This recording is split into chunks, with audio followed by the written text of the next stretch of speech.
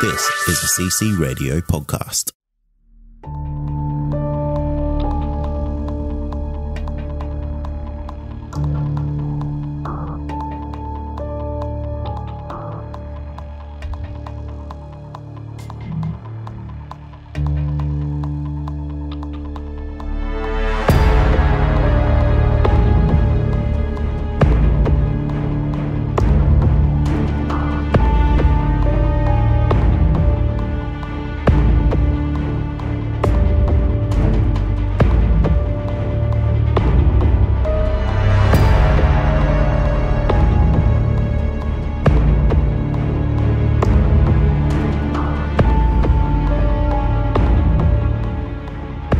Welcome to the show, everyone. You are listening to Believe, Australian Paranormal and UFO Radio. My name is Cade Moyer, and thanks for tuning in.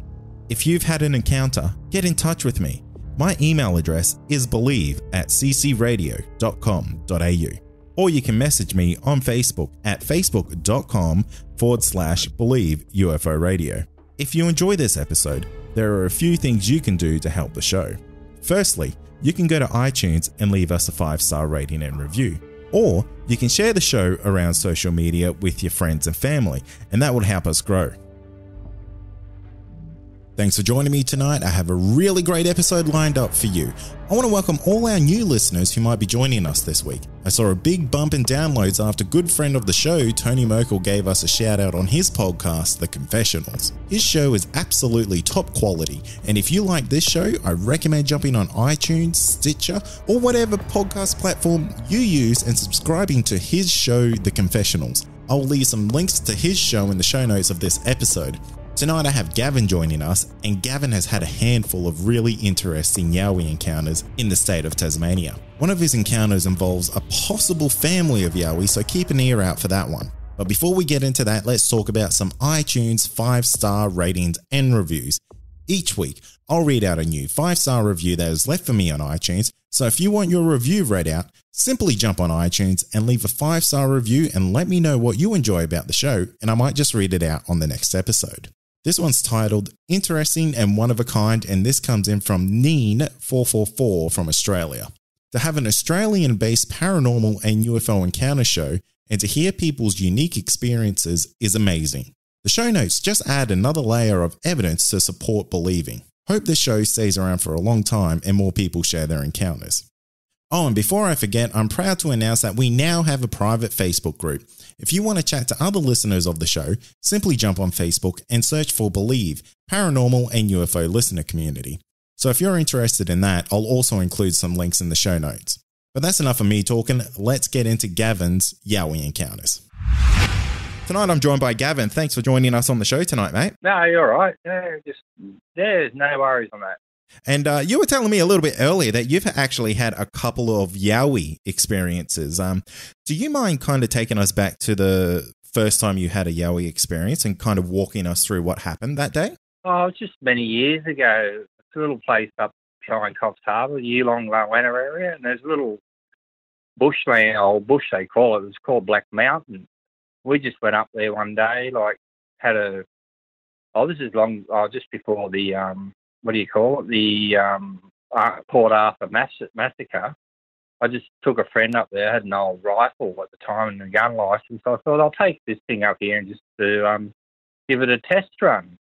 And we were just walking along this really, just beat up Forestry Commission track that was really kind of overgrown, but not overgrown, half and half. And I noticed branches pulled down and a lot of bark ripped off. I'm thinking to myself, that's those storms been through here. And my young companion at the time, he's sitting there looking too, and he goes, we haven't had any big wind storms or anything like that. And, well, all of a sudden, he noticed something just moving in the bush, and we thought, being where we were, might have been cattle in the forest, because a lot of cattle used to get in there and that.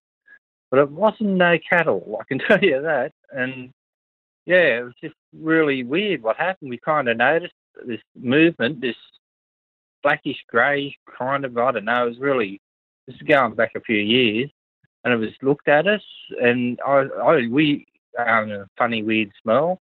We thought, yep, definitely thought, yeah, all the old timers were right about these things in the bush and that, because a lot of loggers used to talk about stuff like that. And yeah, we had that horrible smell. I still, I still remember it in a way. But yeah, I really, can I say, crap myself? Yeah, absolutely, you can. So first thing I told the young fella was, don't run or anything like that, because this thing was, the way it was carrying on, it was just not good. He looked like we might have been in his turf or something like that. It was being a little bit aggressive towards you, was it? Just a wee bit. Like, I reckon he would have had a go, or he's protecting a family, or you wouldn't know. But we just sat there. I didn't really sit there. I just had the rifle in my hand. The first thing I did was let a couple of shots go.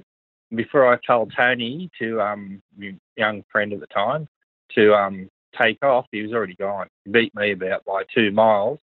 But I walked backwards, and this thing just took off the other way, through the scrub, just pushed anything in the side.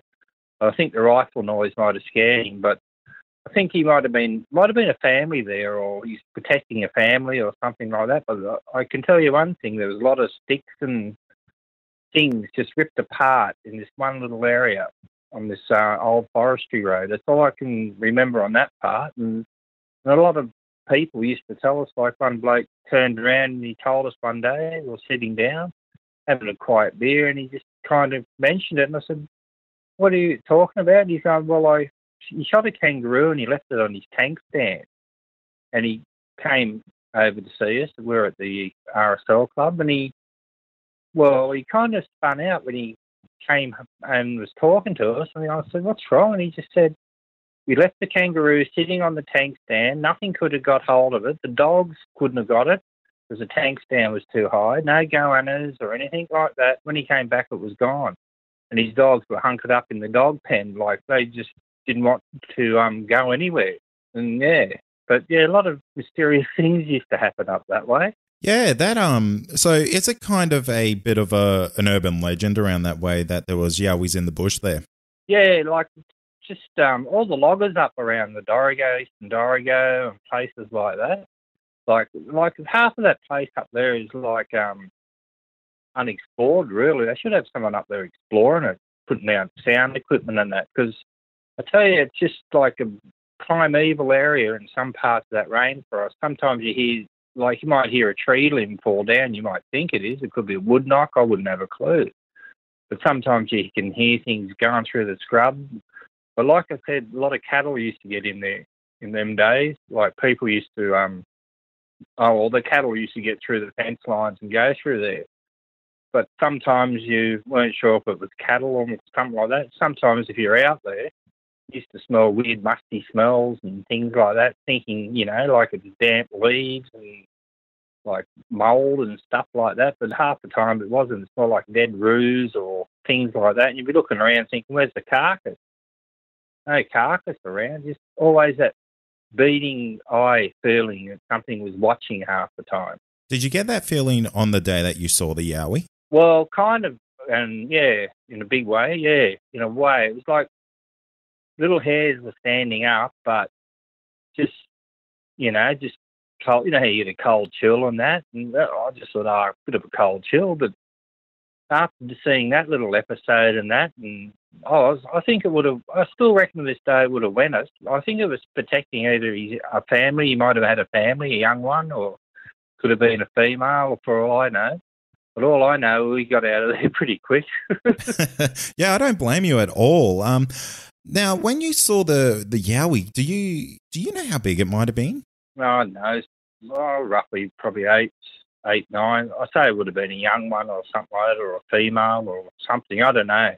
All I know is that this thing just didn't want us around, and all I knew, I didn't want to be around. Yeah, right. So about 8 or 9 feet, you reckon?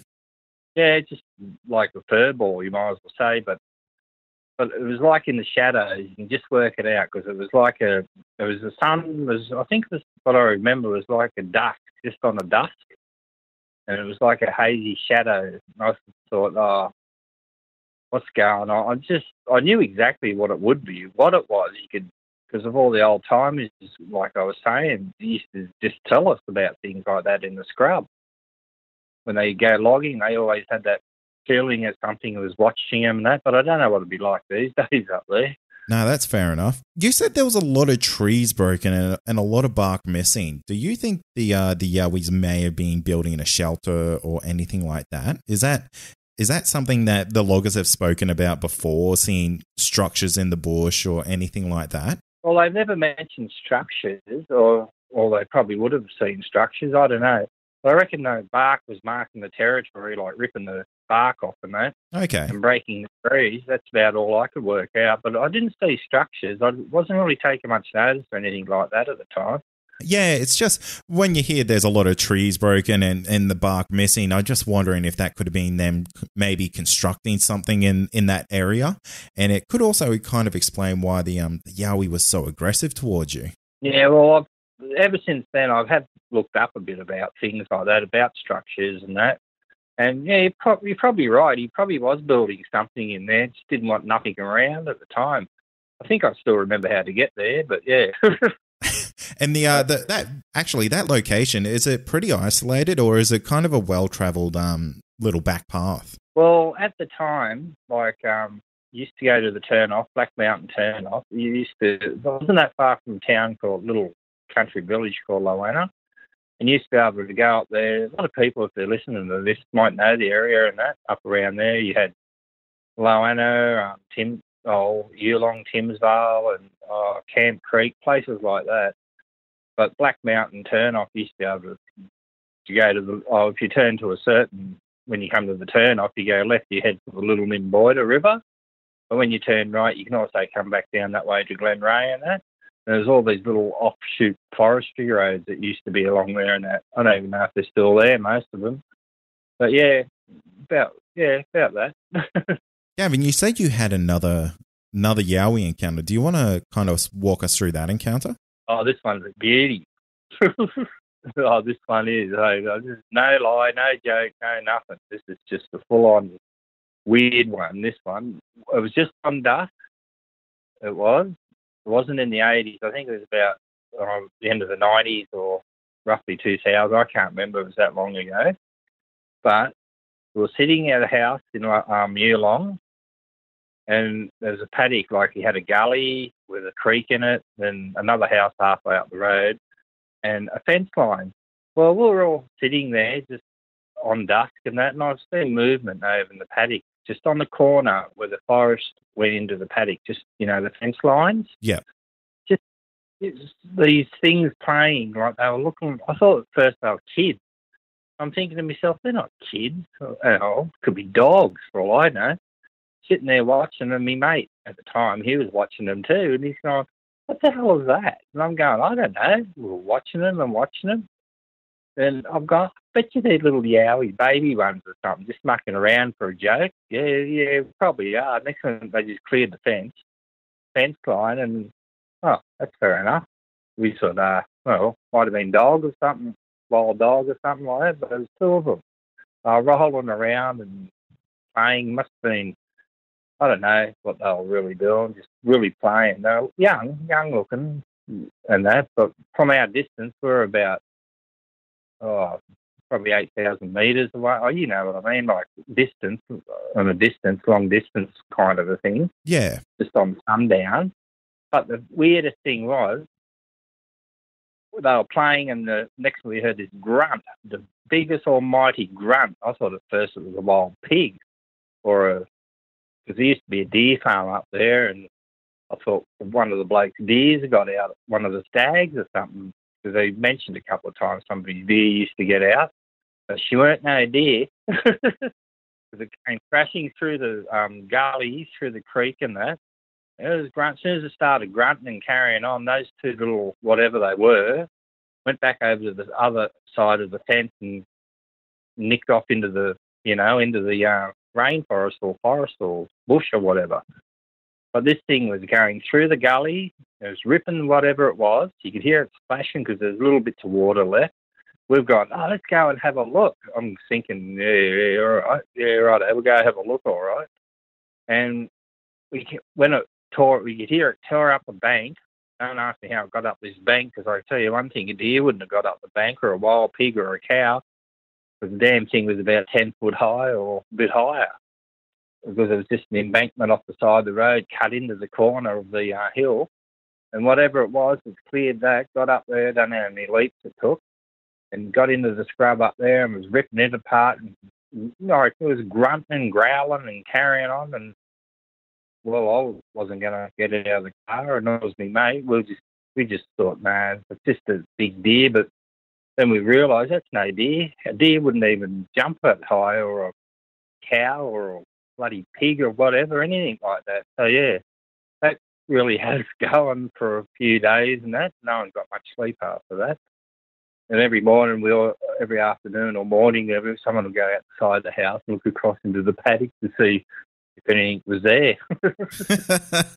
Yeah, it sounds like it was two little scallywag baby yowies going on there. Yeah, it was just pretty weird, that's all. Like, I don't know, but that incident what I told you on the forestry road and that, I reckon might have something to do with that. He might have been protecting babies and that, and because they've grown up and gone for a wander around or next family or whatever, I don't know. But all I know is that someone should get up there and explore that place, like literally go bush. How have a good look. How far away was this second encounter from the first encounter?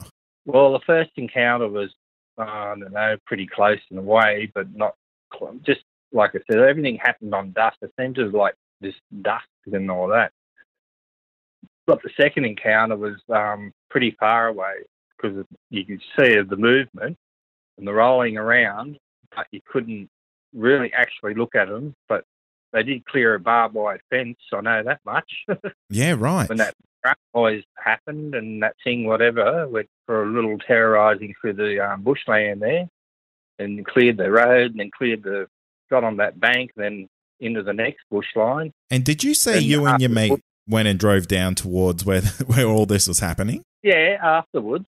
After I got some courage, of course. Yeah. But now went and had a bit of a look, and where it happened, it was a bloody big embankment.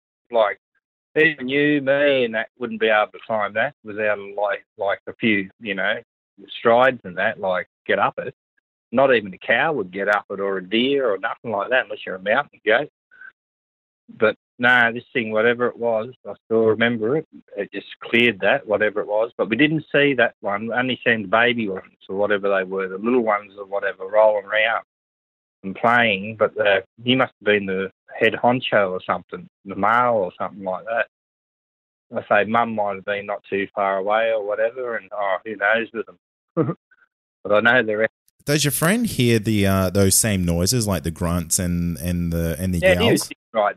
He was sitting right next to me, and we saw both of us going, "What the bloody hell is that?" at the same time. Oh no, I mean more so since the incidents happened. What up there now? Yeah.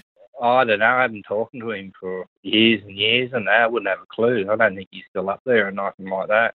Fair enough. Yeah, like I said, a lot of this happened during the 80s and 90s, around that area, and that say a lot of things up there, but they're up there. Like I said, it's just the wild bushland. Like, it's tropical, not like the rainforest you guys got up north and that. It's like subtropical, like thick, dense. Most of it's got tallowood in it and possibly a few cedar trees left and things like that, and very hard terrain to get into. And I reckon it'd be a terrain that they would keep to. Yeah, but definitely. I know they probably, at night they probably would walk the paddocks and that. Sometimes you hear, like we heard noises and that and things like that. Like in Moana, I used to live there and had a pine tree area just not far from us. We used to hear weird noises and that, but being a dairy area with cattle and things and horses running around, you just think, it's a horse and that, or a cow running amok. Does it make you second guess those noises now? It does now and then. Every now and then I think about the noises and think, I don't know, it still gets me, it doesn't get me scared enough. I just can't figure it out, that's all. Yeah, no, and that's fair. Gavin, what do you think a yowies are? Well, what I've read, and ever since all that happened, I've read a few things about it. To me, it's just I think it's just a lost species of ape like human giant Epithecus or whatever they call it. It's like an ancient Stone Age thing. It just hasn't evolved in that. That's what I don't know. That's what I think it is. Yeah, and there's no wrong answer because in reality, no one really knows what Bigfoot or what yowies are. So, like what you say is, there's no wrong answer at all. So, well, the legends go from all around the world. A lot of people have said lots of things and that. So, who knows what's out there? Most people might think, oh well, could be anything really. Like a lot of places. I haven't been properly explored in that, like up the Cape and in where I was in that. A lot of cedar getters used to get in there, but they wouldn't go into the big valleys and things like that. Some of the valleys you can't even get into unless you got a rope. Yeah. It can get pretty thick up that way. And has your opinion on what these things might be changed since you've had these encounters? No, I haven't changed my mind about them. They're out there. Don't worry about that. They're out there. It's probably why a lot of animals probably go missing. I reckon even knocking humans off myself. Yeah, absolutely. I mean, you do hear quite a few stories of just empty cars on the side of the road and people are missing. So yeah, well, that's it. Unless the Forestry Commission are keeping it hush-hush, and who knows? Like I reckon they probably are keeping it hush-hush because they probably don't want a heap of blokes out there gun-toting trying to shoot one if they let it all out. Yeah, absolutely. The anarchy in the bush. Oh, look, there's one over there, and bang, oh, there's another bloke. I just shot him. Well, and that's the issue, really, because with this type of, encounter and how many hoaxes there are out there, to go out there and encourage to go, say, kill one of these and bring it in, it's a really dangerous thing to do. Well, like I said, they are. Like I mentioned, this thing was aggressive, the kind of behaviour. And if they can bulldoze a bush down in an old thicket in the gully and a bit of creek down, I don't want to be in its path. I can tell you that. No, and I don't blame you there, Gavin. No, they're too damn dangerous. Oh, they're not. I don't think they're dangerous. Like, they're just inquisitive. They are. They're inquisitive. Like, mankind's ripped it into the bush and that, and there's the Aboriginal legends that used to talk about the hairy man of the bush and things like that. And, well, the Aboriginals could talk about the hairy man of the bush. I reckon they know a lot more about it than what we do. Yeah, and I agree with you 100% there, Gavin. Well, I want to thank you for coming on and sharing your experiences with us, Gavin. I really hope someone out there has got something from this because they're quite unique. Yeah, well, they are. They're a unique species to themselves. But I'll give you some advice out there, people. If you do come across one and it's looking at you, just keep still. Because I reckon if they're like any other predatory animal or anything like that, they'll just walk away. But if you make a move towards them, I say get aggressive or hope you can run. And that's going to do it for tonight. And remember, if you have had an encounter, get in touch with me. My email address is believe@ccradio.com.au, or you can message me on Facebook, and that's facebook.com/believe UFO radio. Until next time, stay safe, and you've been listening to Believe Australian Paranormal and UFO Radio.